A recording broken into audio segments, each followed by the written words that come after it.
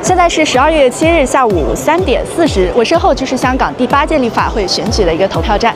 今天超过400万选民从上午7点半到晚上11点半走进全港约600个这样的投票站，选出未来4年带领香港的90位立法会议员。根据《中华人民共和国香港特别行政区基本法》，立法会是香港的立法机关，负责制定法律、批准政府开支和监督施政。新一届的90位议员将通过3种方式选举产生。地方选区20席，功能界别30席，选举委员会界别40席。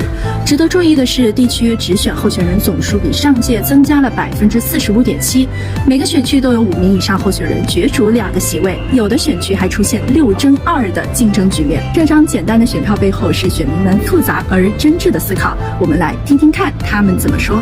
朝早就7點半頭一輪咧就走咗去投票噶啦。我是晚上7點到九龍公園體育館投票。我今日大概2點鐘去咗投票啊，都見到有唔少街坊都即係見到佢哋一齊係出緊去投票。懇請大家齊心合力，全家總動員出嚟投。有的不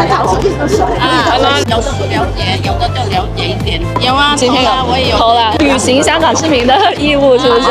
一點點。我投完票嘅心情，首先一就係覺得都終於做咗呢一件事啦，因為我哋對上2個星期其實都有好深嘅感受。非常激動，我是2023年拿了香港永久居民，所以我也是香港人，這是我第一次有資格參與投票。因為啱啱大埔發生咗火災啦，其實咧都係沉重嘅。咁但係咧另外一方面咧就係期盼我哋希望參與透過今次嘅立法會選舉能夠選出賢能，跟住咧喺立法會裏邊能夠盡快啟動一啲工作，例如對大埔災民嘅工作，例如對我哋香港現有制度嘅一個堵塞漏洞嘅一個咧情況，我亦都好期望改革。立法會係有一個好重要嘅任務，同埋係好需要我哋去推動一啲支援，點樣可以做到更加多嘅科技化，配合翻我哋係國際創科中心呢個身份。青年創新創業這一塊，以及香港人如何更好地融入到香港的社會建設，以及像香港的一些教育的事業等等。今年啦，我亦都見到一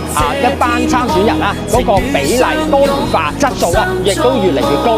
我期盼啦，就話選出嚟嘅一啲真正有能力嘅愛國者，肩負起啦未來香港喺發展啦，甚至乎係對接嚟緊15規劃嘅一啲政策，讓到世界更加多人嚟到咧灣區裏邊發展。咁我哋一起加油啦！最重要係希望更加多嘅年青人入到議會入邊，其實佢哋同我哋可以保持一個緊密嘅交流，同埋可以令到我哋更加多年青人係知道立法會議員到底係做緊咩嘅。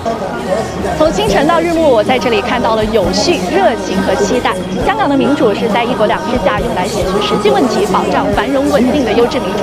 選舉的結果將在今晚點票後陸續揭曉。南都恩視頻，新型都市媒體領軍者。